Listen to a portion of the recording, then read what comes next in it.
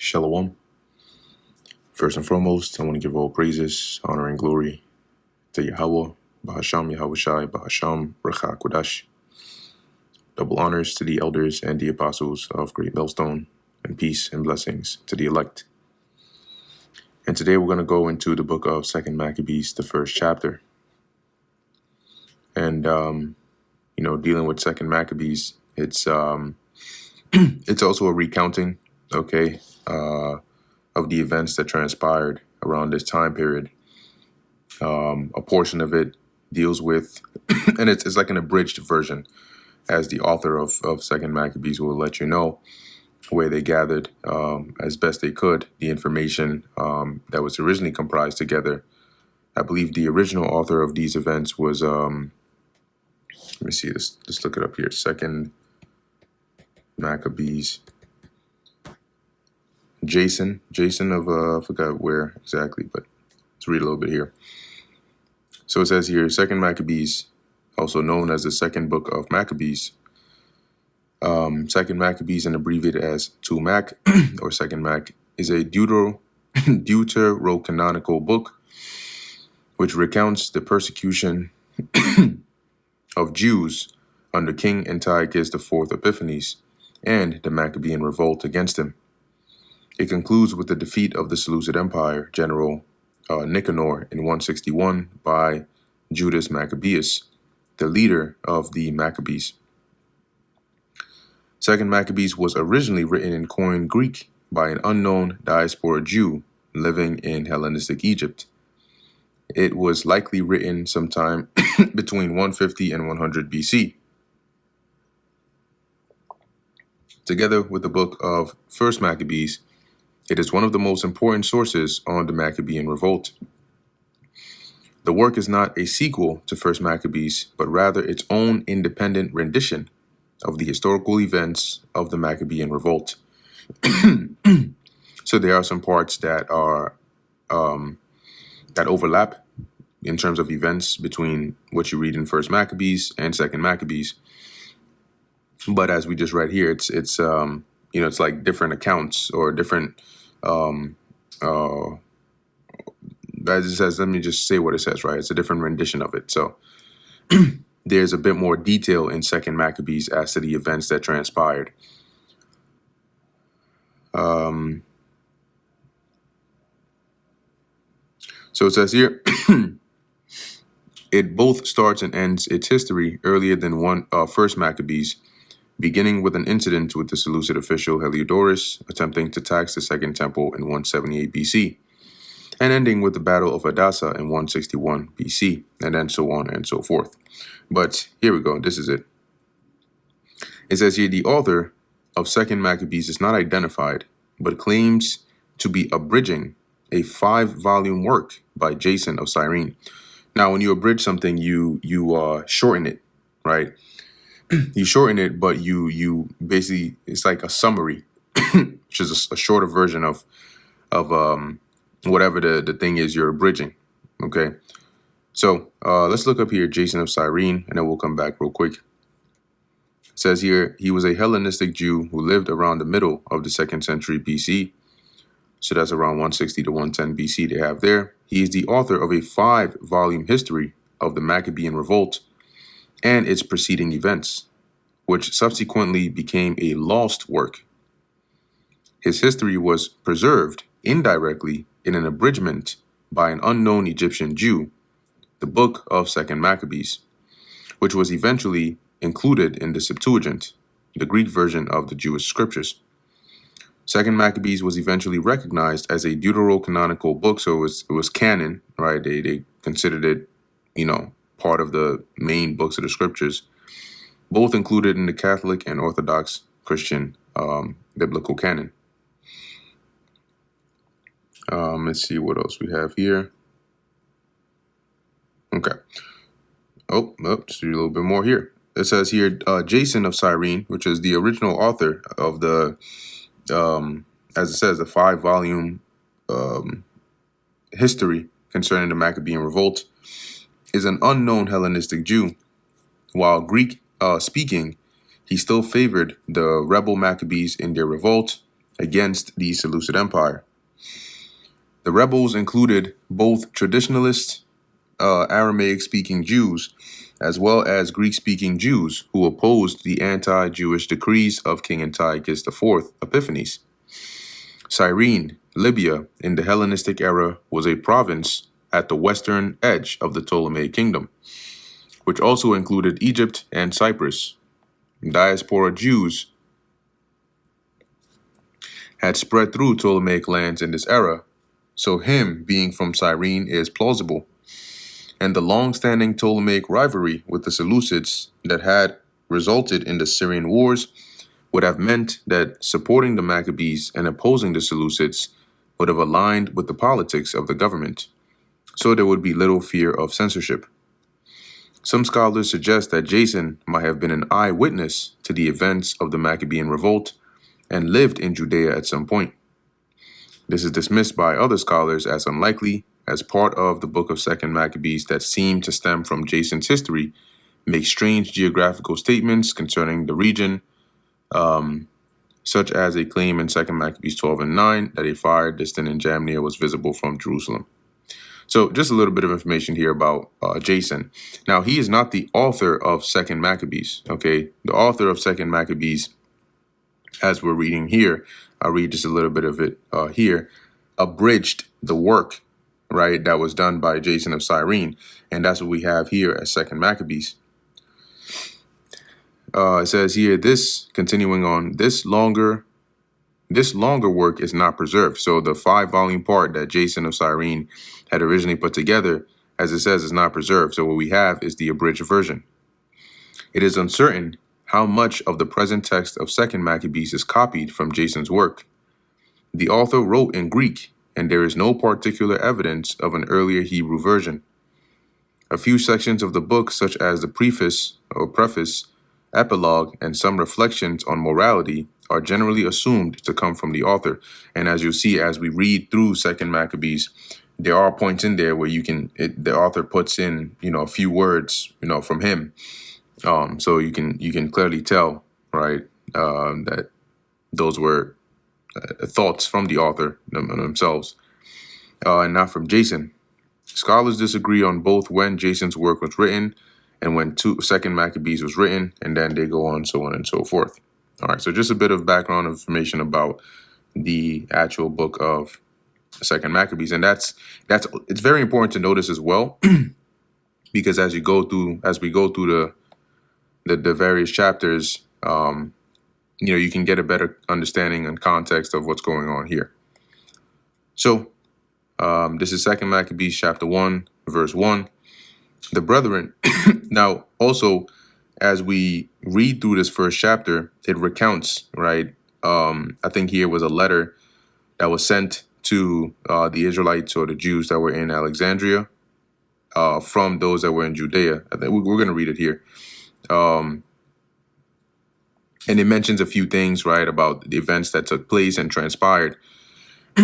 Now, when you read in this first chapter, in their letter, they mention, as we'll get down to it, about the death of Antiochus, right? So when we get there, we'll deal with it. But it says here, verse 1, the brethren, the Jews that be at Jerusalem and in the land of Judea, wish unto the brethren, the Jews that are throughout Egypt, health and peace. God be gracious unto you, and remember his covenant that he made with Abraham, Isaac, and Jacob, his faithful servants, and give you all an heart to serve him and to do his will with a good courage and a willing mind, and open your hearts in his law and commandments, and send you peace, and hear your prayers and be at one with you, and never forsake you in time of trouble. So they basically were wishing him well. And now we be here praying for you. What time as Demetrius reigned, and I believe this is Demetrius the first, Soter, in the 169th year, right? So that's the 169th year. We, the Jews, wrote unto you in the extremity of trouble that came upon us in those years, from the time that Jason and his company revolted from the Holy Land and kingdom, and burned the porch and shed innocent blood. Then we prayed unto the Lord, and were heard. We offered also sacrifices and fine flour, and lighted the lamps, and set forth the loaves.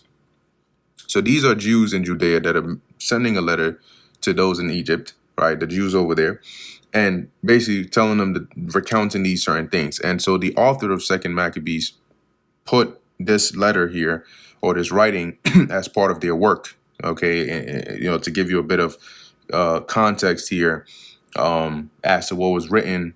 Some piece of information that was sent between the Jews in Judea and Egypt. But when we get into the second chapter, going into the third, that's when the author themselves let you know, like, okay, going forth from here, this is our abridged version of the events that transpired. It says here, and now see that ye keep the Feast of Tabernacles in the month Caslu, in the 168th year, the people that were at Jerusalem and in Judea, and the council and Judas sent greeting and health unto Aristobulus, King Ptolemaeus' master. The word master there doesn't mean that he was like his ruler, but more of his teacher, who was of the stock of the anointed priests. So he was a Levite. And to the Jews that were in Egypt. So you had Israelites or Jews that were in Egypt that were in prominent positions here, right? For example, this Aristobulus here. And so much as God hath delivered us from great perils, we thank him highly, as having been in battle against the king, which is the wars that we had against the Seleucids, mainly Antiochus. But there were others that came after, right? As we read in First Maccabees. For he cast them out that fought within the holy city. And when the leader was come into Persia, and the army with him that seemed invincible, they were slain in the temple of Nania by the deceit of Nania's priests. For Antiochus, as though he would marry her, came into the place, and his friends that were with him, to receive money in the name of a dowry. Now, Antiochus going into the east for money, okay, is consistent with what we read about in First Maccabees and also what we read about in secular history. So here, the Jews in Judea writing to those in Egypt, they're telling them, basically this is what happened when Antiochus went over there to the east and did so on and so forth, right? It says here, which when the priest of Nania had set forth, and he was entered with a small company into the compass of the temple. So basically those priests set a trap for him and his men. So when he came in there, they shut the temple as soon as Antiochus was come in. And opening a privy or privy door of the roof, they threw stones like thunderbolts and struck down the captain and hewed them in pieces, smote off their heads and cast them to those that were without. Blessed be our God in all things, who hath delivered up the ungodly. Now, dealing with Antiochus Epiphanes, this is not how he died, right? Because when you read in First Maccabees, it tells you that it said that he quote unquote fell sick, right, and that he committed everything to Philip, his friend. So when you look at it, yes, he did go over there. He did try to rob them, but not even more than likely, according to the secular history, he didn't die this way.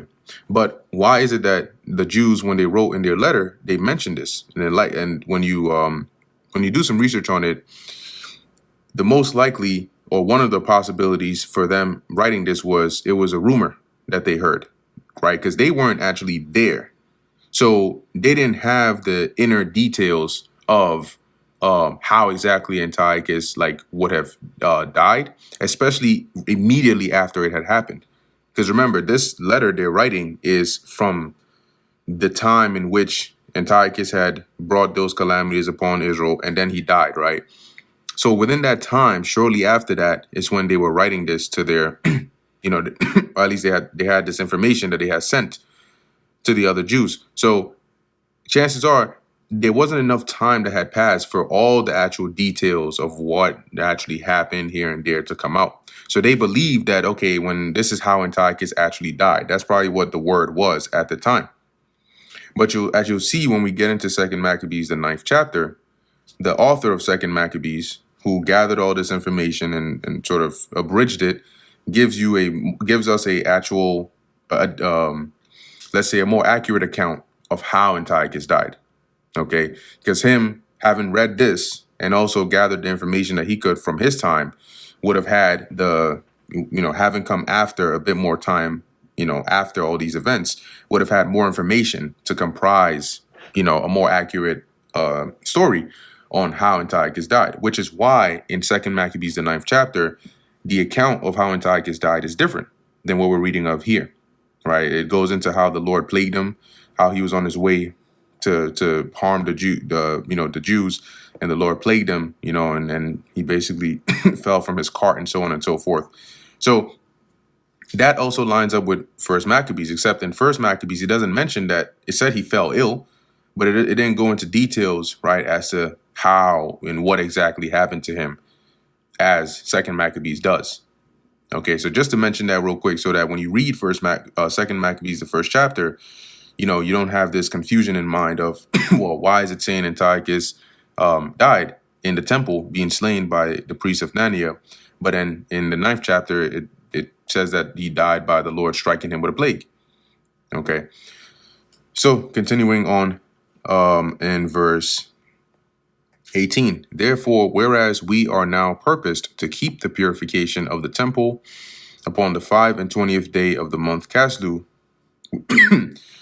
we thought it necessary to certify you thereof, that ye also might keep it as the Feast of Tabernacles, and of the fire which was given us when Nehemiah offered sacrifice, after that he had builded the temple and the altar. And that's going back to, the time of Nehemiah, after he had gone back to Jerusalem and rebuilt the walls and so on and so forth. And it's going to go into a bit more details about that fire. For when our fathers were led into Persia, the priests that were then devout took the fire of the altar privately and hid it in a hollow place.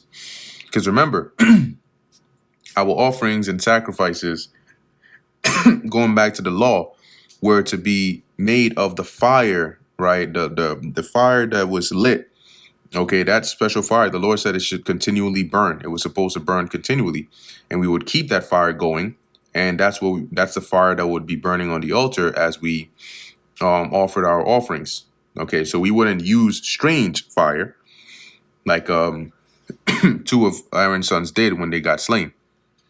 So here, these priests, in effort to preserve that fire from the altar, as it says, they took the fire of the altar privately and hid it in a hollow place of a pit without water. So, some like cave or some area where there is no water to put it out, where they kept it sure, so that the place was unknown to all men. So they made sure it was secret. Nobody knew where it was, so they can to go and mess with it. And they preserved the fire for as long as they could. Now, after many years, when it pleased God, Nehemiah, being sent from the king of Persia, did send of the posterity of those priests that had hid it to the fire.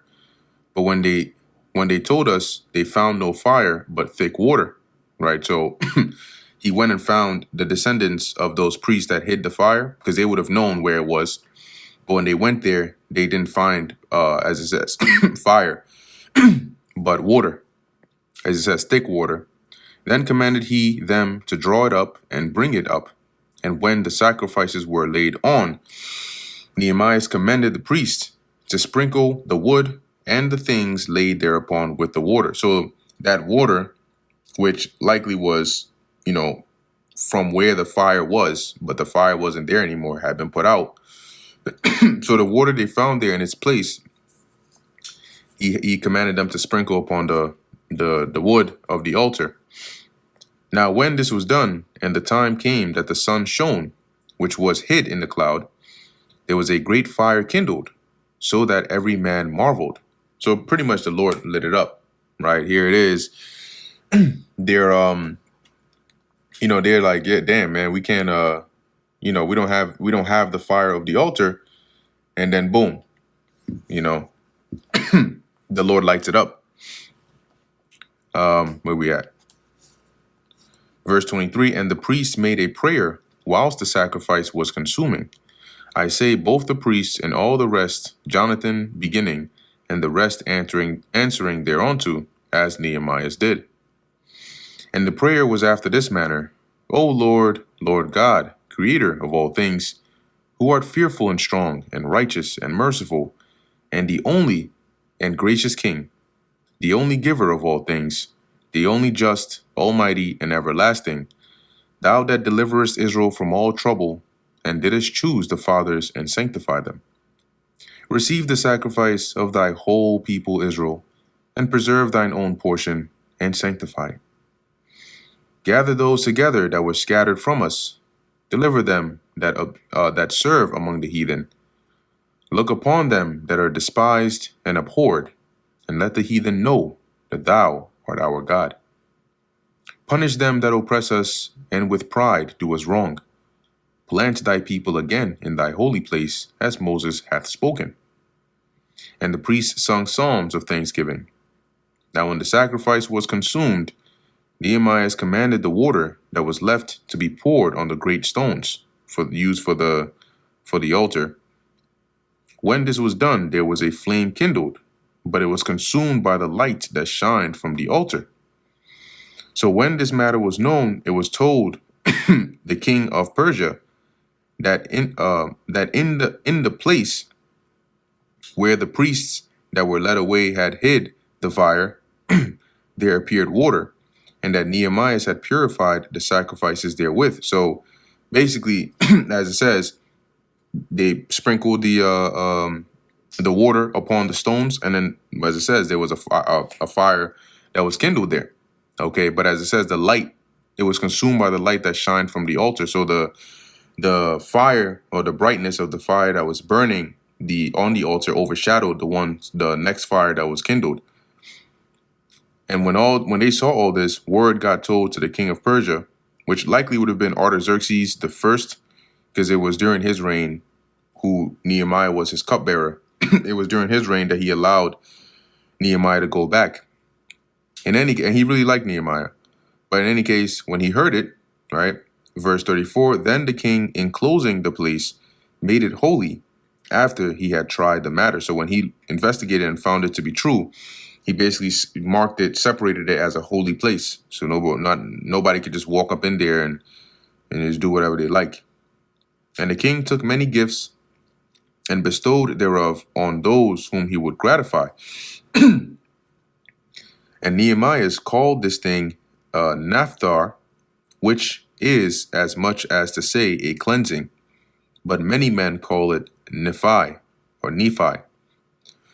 And that brings us to the end of the book of 2 Maccabees, the first chapter.